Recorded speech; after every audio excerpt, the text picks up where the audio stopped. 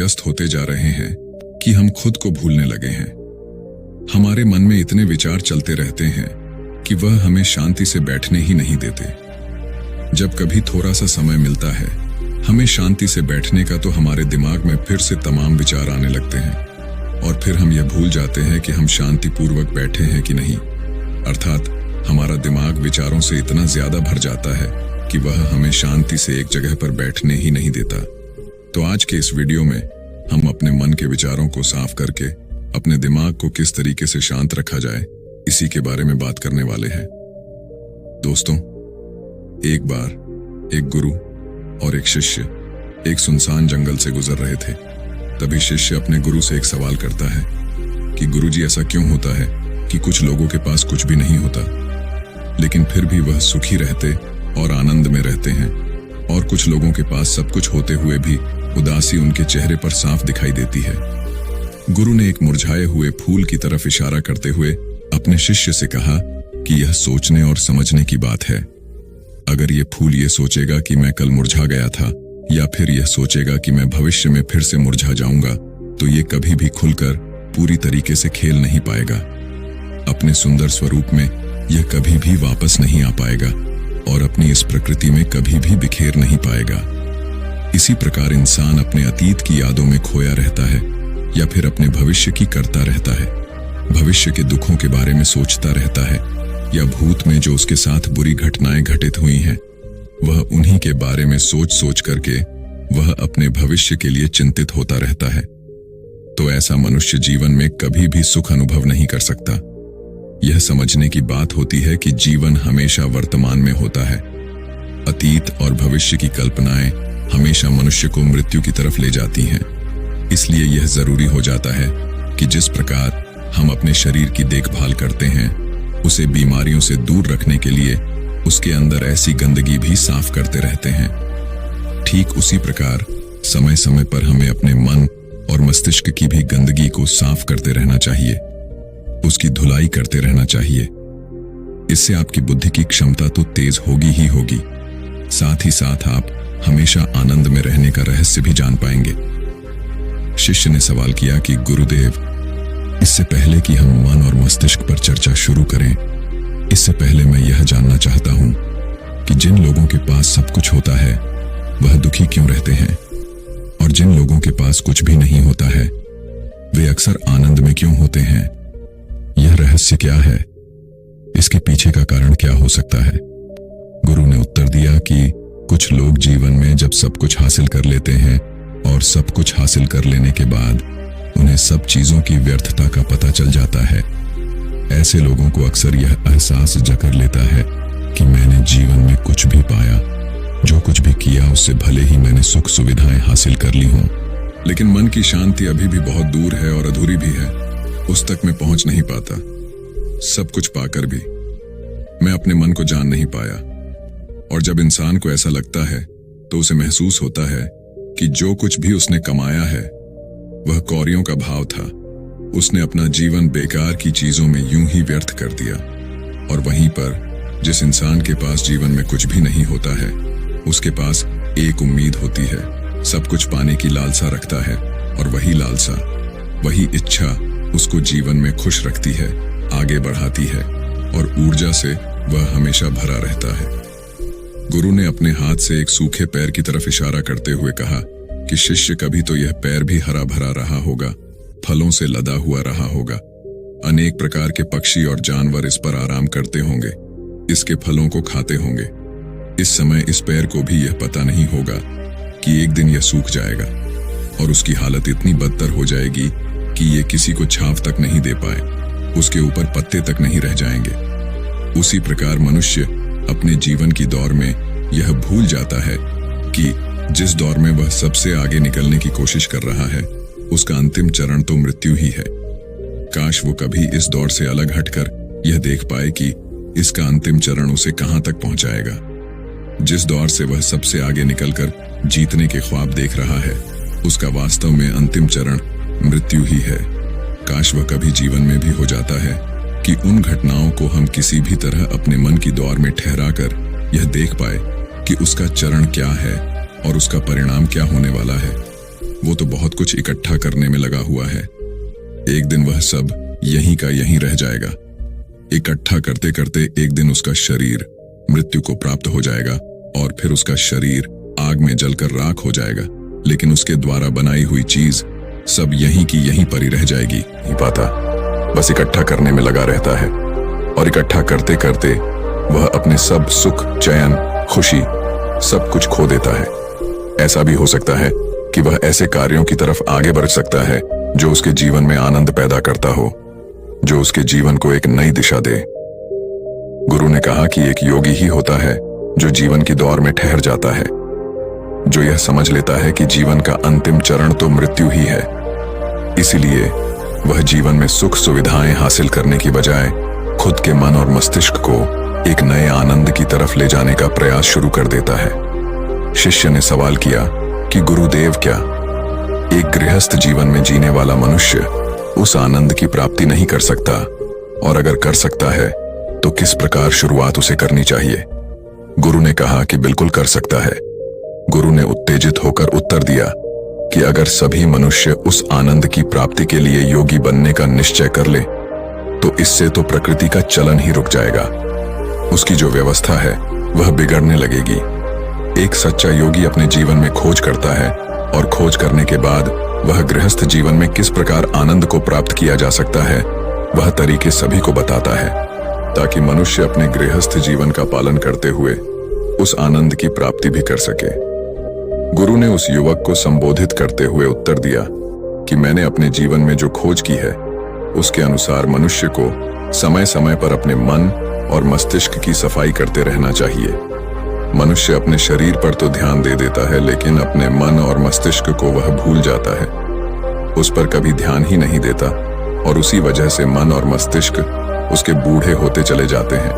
उसमें जवानी रह ही नहीं जाती और जब उनमें जवानी नहीं रह जाती तो वो नयापन और ताजगी नहीं रह जाती, जिसकी वजह से एक इंसान उदासी से भर जाता है। मन और मस्तिष्क की गंदगी क्या होती है, पहले मैं तुम्हें यह बताता हूं। हर मनुष्य के जीवन में कुछ ऐसी घटनाएं घटती हैं जिनका उसके मन और मस्तिष्क पर बहुत ही गहरा असर डालती है। वह जीवन पर्यंत उन घटनाओं को भुला भी नहीं पाता और वही घटनाएं उसके मन में पूरी तरह से पक्की बैठ जाती हैं, जो उसके मन में गांठ बना लेती है और भविष्य में जब भी वह कोई काम करता है तो ये घटनाएं उसको प्रभावित करती है। उसके विचारों को, उसके निर्णय को पूरी तरह से यह घटनाएं बदल कर रख देती हैं। ऐसे मनुष्य की दृष्टि भी भ्रमित हो जाती है। वह सत्य स्वरूप को देख ही नहीं पाता। वह उन चीजों को, उन घटनाओं से जोड़कर भ्रमित तरीके से देखता रहता है। उदाहरण के लिए, अगर किसी बुरी आंखें वाले आदमी ने आपको धोखा दे दिया है तो आप जीवन पर्यंत बुरी आंखें वाले आदमी को हमेशा धोखेबाज ही समझते रहेंगे। उस पर कभी पूर्ण रूप से आप विश्वास ही नहीं कर पाएंगे। लेकिन समझने की बात यह होती है कि जिस इंसान ने आपको धोखा दिया है वह धोखा आपको बुरी आंखों से नहीं मिला, वह इंसान के स्वभाव से मिला है। लेकिन उस इंसान के स्वभाव से हमारे दिमाग में उसका एक चित्र छप गया, उसकी एक छवि बन गई और वह छवि दूसरे आदमी से जब हम संपर्क करते हैं तो बीच में एक दीवार की तरह खड़ी हो जाती है और इसी वजह से दो लोगों के बीच गहरे संबंध स्थापित नहीं हो पाते। तो मनुष्य के लिए सबसे जरूरी यही होता है कि वह अपने आप को अतीत की घटनाओं से मुक्त रखे। उन घटनाओं से प्रभावित होकर वह दिमाग में किसी तरह की छवि न बनाए। कुछ लोग इस बात पर यह सवाल खड़ा कर सकते हैं कि फिर जीवन के अनुभव किस काम में आएंगे, लेकिन समझने की बात तो यह होती है कि हम जीवन के अनुभवों को भी भ्रमित तरीके से जान लेते हैं, सही तरीके से उनसे सीख ही नहीं पाते। शिष्य अपने गुरु की बातों में इतना खो गया कि उसे चलते चलते जंगल के रास्ते में पड़े हुए कांटे दिखाई नहीं दिए और अचानक उसके पैर में कांटा छुप गया। गुरु ने उसका कांटा बाहर निकालते हुए उससे पूछा, यह कांटा तुम्हारे पैर में क्यों लगा? इसके पीछे तुम किसे जिम्मेदार मानते हो? गुरु ने कहा कि तुम मुझे भी जिम्मेदार मान सकते हो, क्योंकि मैं तुम्हें ये बातें सुना रहा था। या तुम खुद को भी जिम्मेदार मान सकते हो कि तुम मेरी बातों में इतना खो गए कि तुम्हारा रास्ते पर से ध्यान ही नहीं रहा। या तुम इन पैरों को भी जिम्मेदार मान सकते हो जिन्होंने ये कांटे इस रास्ते पर बिछा दिए।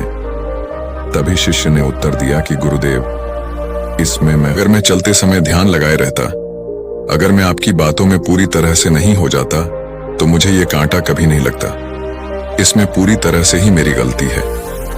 गुरु ने शाबाशी से अपने शिष्य के पीठ को थपथपाया और आगे कहा कि जो घटनाएं हमारे मन को प्रभावित करती हैं, जरूर उसे बाहर निकाल दें, और उसके लिए सबसे सरल तरीका है कि अपनी भावनाओं को व्यक्त करना सीखो। उसे अपने दिल में, अपने मस्तिष्क में बैठाकर मत रखो। जब तुम किसी दूसरे मनुष्य के सामने अपनी भावनाओं को व्यक्त कर देते हो तो तुम्हारे मन का बोझ हल्का हो जाता है। कुछ लोगों का स्वभाव ऐसा होता है कि वह अपने मन की बात किसी को नहीं बताते। ऐसे लोग अक्सर अंदर ही अंदर दुखी होते रहते हैं, लेकिन वह अपने मन की बात किसी दूसरे आदमी को कभी नहीं बताते। उसके कुछ उल्टे ऐसे लोग भी होते हैं जो अपने मन में किसी भी बात को रख नहीं पाते।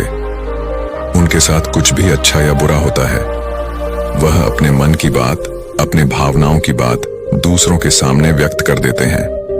और तुमने खुद महसूस किया होगा कि जो लोग अपने मन की भावनाओं को व्यक्त कर देते हैं वह जीवन में ज्यादा आनंदित रहते हैं। कभी भी प्राकृतिक रूप से आए हुए भावनाओं को नहीं रोकना चाहिए, या हमें किसी भी भावनाओं को दबाना नहीं चाहिए। अगर हम किसी भी भावनाओं को रोकने की कोशिश करते हैं तो वे हमें अंदर ही अंदर खाने लग जाती हैं। गुरु ने आगे कहा कि शिष्य, अगर तुम्हारा मन किसी बुरी घटना पर रोने को हो रहा है तो चीख चीख कर रो लो। अपने आप को रोको मत, उस भावना को पूरी तरह से बाहर आने दो। अगर किसी दूसरी घटना पर तुम्हारा मन खुश होने का, आनंदित होने का हो रहा है तो पूरी तरह से नाचो गाओ, जिससे कि तुम उस भावना को बाहर निकाल सको। और जब वे भावनाएं अपनी पूरी गति के साथ बाहर आ जाती हैं तो तुम्हारा मन उन घटनाओं को पीछे छोड़ देता है, अर्थात तुम्हारा मन धीरे धीरे हल्का होने लगता है। गुरु ने शिष्य को समझाते हुए बताया कि जिस प्रकार तेज रफ्तार से चलता हुआ पानी अपने वेग से आने वाली सभी बाधाओं को तोड़ देता है, और अगर हम अपनी भावनाओं को बहने दिए तो वो उन सभी बाधाओं को तोड़ देगा, और उस बांध को तोड़ने के बाद उसका कचरा उसके मन से निकल जाएगा और उसका चित्त मन भी साफ हो जाएगा। उसके अंदर की गंदगी भी दूर हो जाएगी। अक्सर मनुष्य अपने मन में किसी घटना को दबाकर इसलिए रखता है कि वो सोचता है कि अगर सामने वाले को इस घटना के बारे में पता चल जाएगा तो वह क्या सोचेगा। इसी विचार से वह अंदर ही अंदर खुद दुखी होता रहता है और अपनी भावनाओं को दबाता रहता है, लेकिन सामने वाले को वह कुछ भी नहीं बताता। लेकिन अगर वह हिम्मत करके शुरुआत कर सकता है, अपने अंदर की बात अपने किसी करीबी मित्र को बता दे, तो उसका पूरा जीवन परिवर्तित हो सकता है। उसका जीवन सुखमय बन सकता है। एक बार अगर उसके दिमाग में यह आदत बन गई तो जीवन भर अपनी भावनाओं को दूसरों के सामने व्यक्त करने से कभी नहीं हिचक जाएगा। हम अपने जीवन में इस आदत को 21 दिनों में पैदा कर सकते हैं। 21 दिनों तक अगर सही तरीके से हम अभ्यास करें तो हमारा दिमाग पूरी तरह से भावनाओं से मुक्त हो सकता है। यह 21 दिनों का अभ्यास इस प्रकार है। 21 दिनों तक सबसे पहली बात जो आपको याद रखनी है कि अपने मन में किसी भी बात को दबाकर नहीं रखना है। अगर हम किसी मनुष्य के बारे में अच्छा सोचते हैं तो हम उसे करें, अगर बुरा भी सोचते हैं तो भी उसे व्यक्त करें। परिणाम भूल जाए कि परिणाम क्या होंगे, सिर्फ अपने दिमाग की धुलाई करने पर विश्वास रखें। इससे आपके दिमाग में एक अद्भुत साहस पैदा होगा। गुरु ने आगे कहा कि शिष्य, जब आप किसी मनुष्य के बारे में वह सब बता पाएंगे जो आप उसके बारे में सोचते हैं, तो आप खुद सोचिए कि आपका खुद के ऊपर कितना विश्वास बरत जाएगा। आपके मन के सारे दोष खत्म हो जाएंगे। हो सकता है कि इसमें आपको चुनौतियों का सामना भी करना पड़े, लेकिन जहां चुनौतियां नहीं होती हैं, वहीं कुछ अभ्यास भी नहीं होता है। अभ्यास हमेशा चुनौतियों से भरा होना चाहिए। इससे आप सत्य वचन बोलने का अभ्यास भी कर पाएंगे। अक्सर हम दूसरों को प्रभावित करने के लिए वह सब बोलते रहते हैं जो उन्हें अच्छा लगता हो, लेकिन वह नहीं बोलते जो हम उनके बारे में सचमुच सोचते हैं। और यही हमारी सबसे बड़ी भूल हो जाती है, जिससे हमारा पूरा अस्तित्व झूठा बनकर रह जाता है। और अपनी भावनाओं को व्यक्त करते समय यह भी जरूर ध्यान रखिए कि आपके अंदर जो भावनाएं उस इंसान के प्रति उठ रही हैं, उसके पीछे का मूलभूत कार्य क्या है। उदाहरण के लिए, जब एक नौकर अपने मालिक के लिए कोई काम करता है और वह काम अच्छे से नहीं कर पाता है, तो तो मालिक उसे डांट फटकार देता है, जिससे उसके अंदर उसके प्रति क्रोध की भावनाएं उठने लगती हैं। लेकिन समझने की बात यह होती है कि मालिक तो आपको कहेगा ही, वह तो डांटेगा ही अगर आप अच्छे से काम नहीं करेंगे। अगर आप काम अच्छे से कर रहे हैं और फिर भी आपका मालिक आपके साथ उचित व्यवहार नहीं कर रहा है, तो आप खुलकर अपने मालिक को भावनाएं व्यक्त कर सकते हैं, बिना यह सोचे कि इसका परिणाम क्या होगा। अगर आप इस भावना को उठाएंगे नहीं, तो आप अपनी नजरों में खुद ही नीचे गिरने लग जाएंगे। आपका आत्मविश्वास बिल्कुल खत्म हो जाएगा। दूसरा अभ्यास जो तुम्हें 21 दिनों तक करना है वह यह है कि जो भी घटनाएं तुम्हारे साथ घटित होती हैं, कम से कम आपके जीवन में एक ऐसा इंसान होना चाहिए जिसके सामने तुम अपने दिल की बात रख सकते हो। चाहे अच्छी बात हो, चाहे बुरी बात हो, वह सब बातें तुम बिना कुछ सोचे विचारे, बिना कुछ डर से कि वो इंसान तुम्हारे बारे में क्या सोचेगा, तुम उस इंसान को अपनी सारी बातें बता सको और वह इंसान तुम्हारी सारी बातें सुनने के बाद तुम्हारे लिए कोई छवि पैदा न करे। ऐसे इंसान अपने जीवन में खोजो और उनके सामने अपनी सारी भावनाएं व्यक्त करने की कोशिश करो।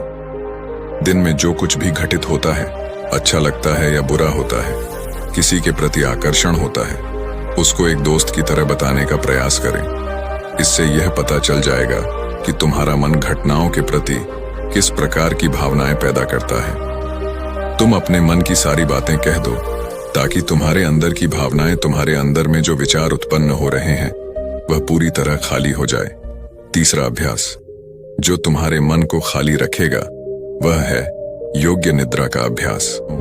उम्मीद है इस वीडियो से आपको काफी कुछ सीखने को मिला।